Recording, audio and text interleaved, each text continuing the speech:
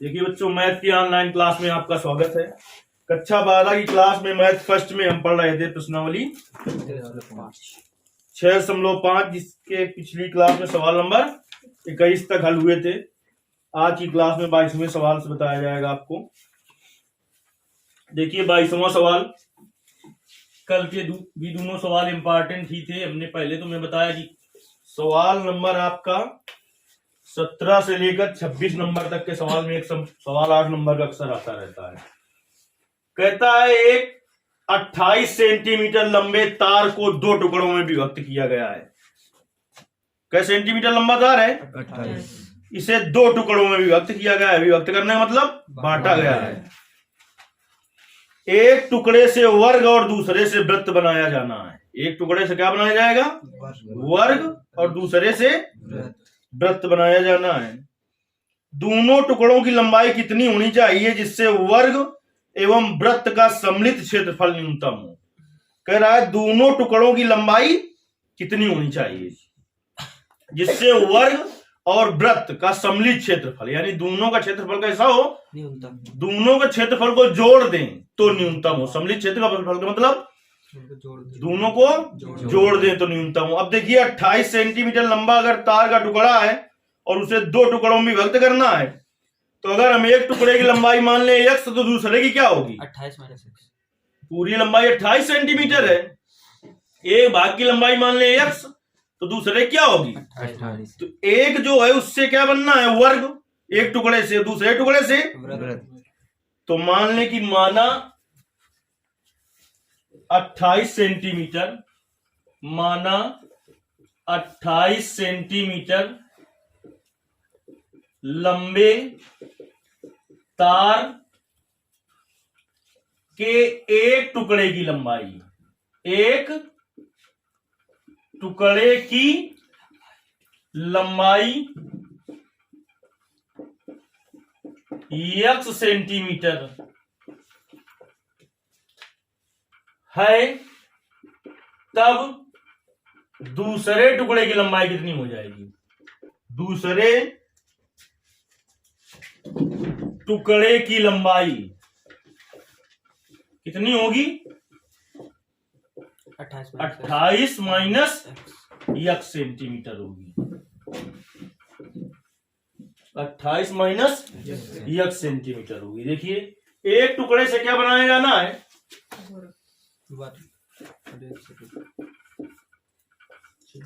2 टुकड़े करने हैं। एक टुकड़े से वर्ग बनाया जाना है, तो वर्ग की जानते हो तुम कि चारों भुजाएं बराबर होती हैं। और एक से क्या बनाया जाना है? वृत्त।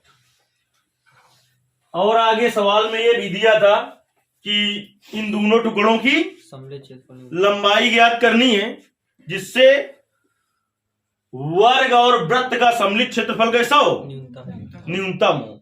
यानी यदि इसका क्षेत्रफल मान ले A1 और इसका मान ले A2, तो दोनों का सम्मिलित क्षेत्रफल को मान ले A, तो A बराबर क्या होगा? A1 plus A2। जो A1 प्लस A2 का मान आएगा वो कैसा हो? न्यूनतम होना चाहिए।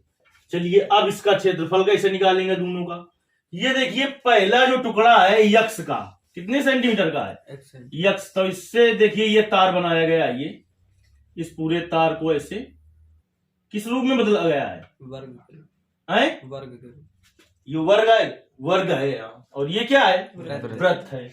तो इस पूरे तार की, ये पूरा तार जो है ऐसा रूप जो लिए है पूरा, इसकी लंबाई कितनी है? x है। और ये वाला जो तार है जो कैसा रूप लिए है? वृत्त का रूप लिए है। ऐसे ये तार है, इस पूरे तार की लंबाई कितनी है? 28 माइनस x। तो हम क्षेत्रफल तो ज्ञात कर लेंगे, क्षेत्रफल तो हम ज्ञात कर लेंगे। किसका क्षेत्रफल ज्ञात कर लेंगे? दोनों का। लेकिन हमें पता है कि वर्ग का क्षेत्रफल क्या होता है? भुजा स्क्वायर।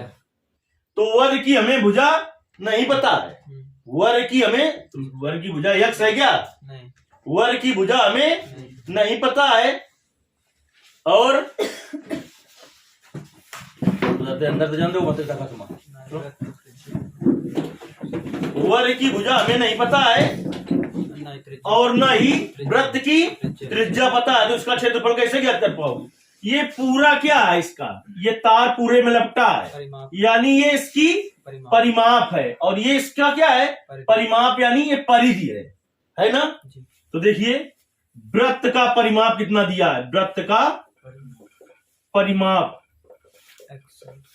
ये x जो है वो पूरे तार की लंबाई है, तो ये वृत्त का परिमाप कितना दिया है, x दिया है। तो वृत्त का परिमाप क्या होता है, 4 गुणित भुजा बराबर x। तो यहां से भुजा बराबर क्या आ जाएगा, भुजा बराबर x बटे 4 सेंटीमीटर। किसकी भुजा निकाल ली हमने,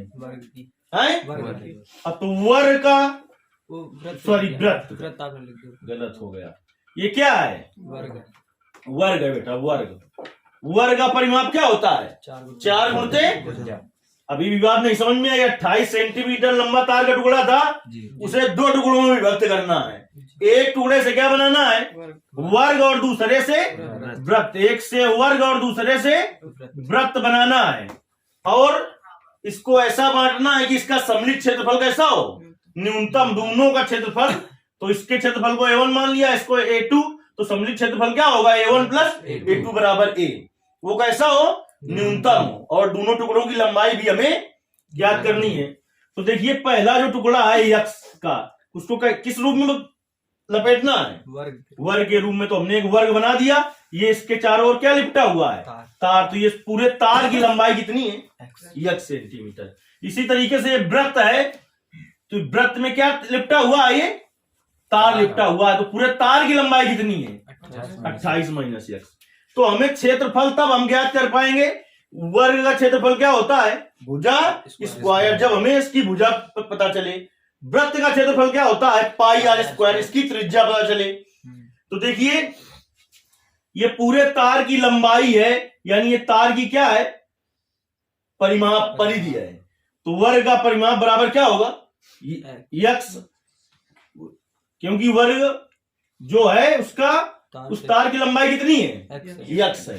तो किस रूप में लपटी हुई है ये वर्ग का, तो वर्ग के परिमाप का सूत्र लगा, वर्ग का परिमाप क्या होता है, 4 गुणित भुजा बराबर x। तो भुजा बराबर क्या आ गया, भुजा बराबर क्या आ गया, x बटे 4। अब देखिए हमने इस वर्ग का क्षेत्रफल क्या मान लिया है, a।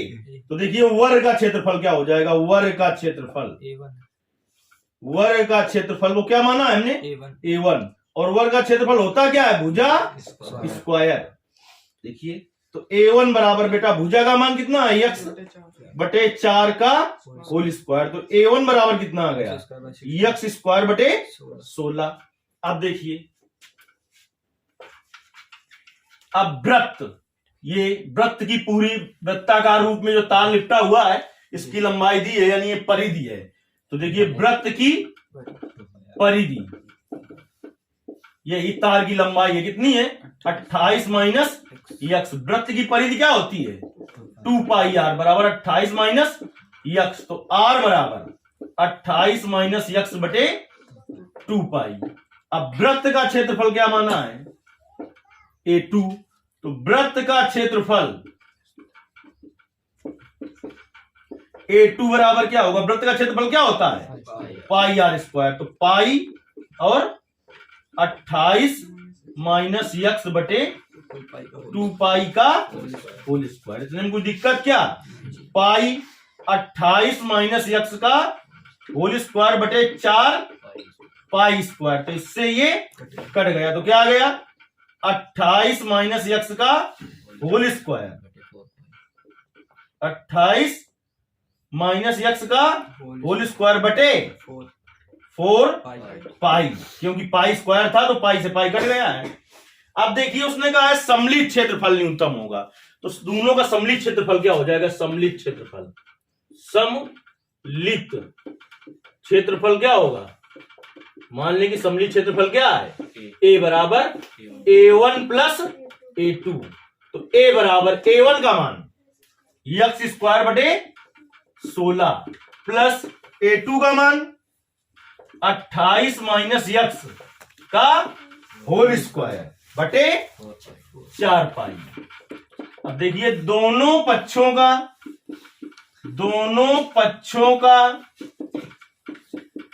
x के सापेक्ष, क्या के सापेक्ष, x के सापेक्ष अवकलन करने पर, दोनों पक्षों का x के सापेक्ष अवकलन करने पर कर देते हैं। डी डी एक्स ऑफ ए बराबर 1/16 बाहर कर दो, D D x of x square 1/4 पाई बाहर कर दो, D D x of 28 minus x का होल स्क्वायर।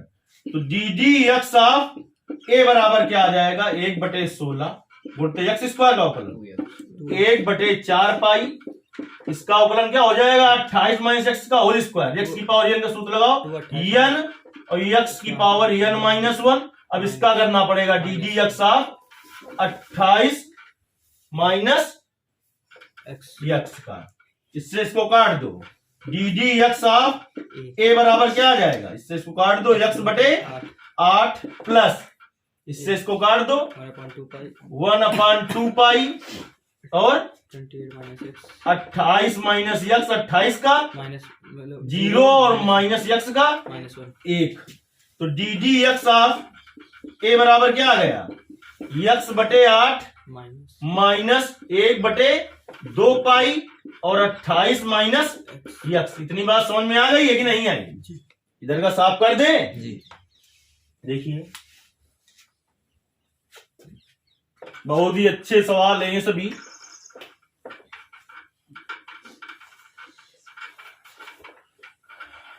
अब हम पुनः दोनों पक्षों का एक्स के सापेक्ष अवकलन करते हैं। पुनः दोनों पक्षों का यक्स के सापेक्ष क्या करने पर अवकलन करने पर पुनः दोनों पक्षों का एक्स के सापेक्ष अवकलन करो तो क्या हो जाएगा डी स्क्वायर ए बटे डी एक्स स्क्वायर बराबर 1/8 बाहर करो D D x of x minus 1/2 पाई बाहर करो D D x of 28 minus x. तो डी स्क्वायर ए बटे डी एक्स स्क्वायर बराबर 1/8 एक्स का 1 माइनस 1/2 पाई 28 का अवकलन 0 माइनस एक्स का 1। तो डी स्क्वायर ए बटे डी एक्स स्क्वायर बराबर क्या आ गया 1/8 और माइनस माइनस प्लस 1/2 पाई। पता तो यहीं से हमें चल गया है कि न्यूनतम होगा क्योंकि पाई का मान विनियत होता है, ये मान कैसा आ रहा है धनात्मक द्वितीय अवकलन का। लेकिन अब हम क्या करेंगे अभी प्रथम अवकल गुणांक को क्या करेंगे जीरो करेंगे। क्या लिखा है उसमें उच्चतम न्यूनतम क्या लिखा है न्यूनतम उच्चतम तथा निम्न न्यूनतम लिखा है। न्यूनतम क्षेत्रफल के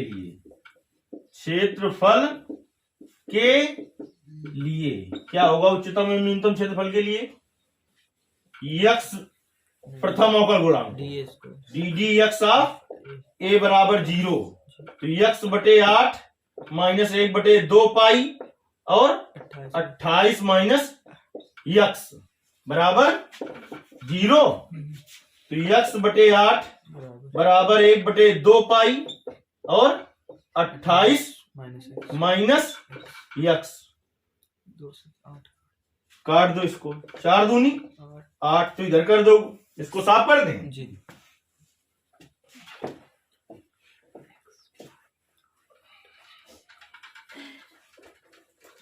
देखिए त्रिज्या का गुणा करिए तो क्या होगा एक्स पाई बराबर 28 गुणते 4 माइनस 4x। एक्स वाले एक तरफ लाओ, ठीक। एक्स पाई प्लस 4x बराबर 8 चौको 32 4 दूनी 8 और क्या हासिल है 11। इससे x का अमन ले लो पाई प्लस 4 बराबर 112। तो x बराबर आ जाएगा 112 बटे पाई प्लस 4 सेंटीमीटर। तो x बराबर 112 बटे पाई प्लस 4 पर क्या निकाले पहले, डी स्क्वायर ए बटे डी एक्स स्क्वायर का मान निकालने जाओ भाई। तो डी स्क्वायर ए बटे डी एक्स स्क्वायर बराबर 1/8 प्लस 1/2 पाई, क्योंकि इसमें एक्स कहीं है ही नहीं है तो कहां रख लोगे। तो ये मान कैसा प्राप्त हुआ, क्योंकि डी स्क्वायर ए बटे डी एक्स स्क्वायर का मान धनात्मक है। कैसा है, धनात्मक है। अतः यक्स बराबर 112 बटे पाई प्लस 4 पर क्षेत्रफल कैसा है, धनात्मक आए तो न्यूनतम, क्षेत्रफल न्यूनतम है। जब न्यूनतम है हो गया क्षेत्रफल, तो एक भाग सिद्ध हो गया। अब भुजाएं ज्ञात करनी है, तो एक भुजा तो कितनी थी, यक्स से थी यक्स की नहीं थी, एक भुजा यक्स थी तो देखिए उसकी माप कितनी निकल आएगी, फिर यक्स थी तो एक की तो यही हो जाएगी लंबाई जी, एक्स दिया है कितना, एक भाग, पहला भाग कितना था, पहला भाग एक्स था यक्स, तो यक्स का मान कितना निकला है 112 बटे पाई प्लस 4 सेंटीमीटर। दूसरा भाग क्या था, तार का दूसरा भाग, दूसरे भाग की लंबाई क्या थी 28 माइनस यक्स सेंटीमीटर थी। चलिए 28 माइनस यक्स का मान 112 बटे पाई प्लस 4, इसके बटे कुछ नहीं तो 1 है, एलसीएम कितना हो जाएगा पाई प्लस 4, तो 28 और पाई प्लस 4 और माइनस का 112, तो 28 पाई प्लस 8 चौको 32, 4 दूनी 8, 3 16 माइनस 112 बटे पाई प्लस 4, 112 से 112 कट गया, 28 पाई बटे पाई प्लस 4 सेंटीमीटर। देखिए दोनों भागों की लंबाई, एक भाग की लंबाई आई 112 बटे पाई प्लस 4 सेंटीमीटर और दूसरे की 28 पाई बटे पाई प्लस 4 सेंटीमीटर।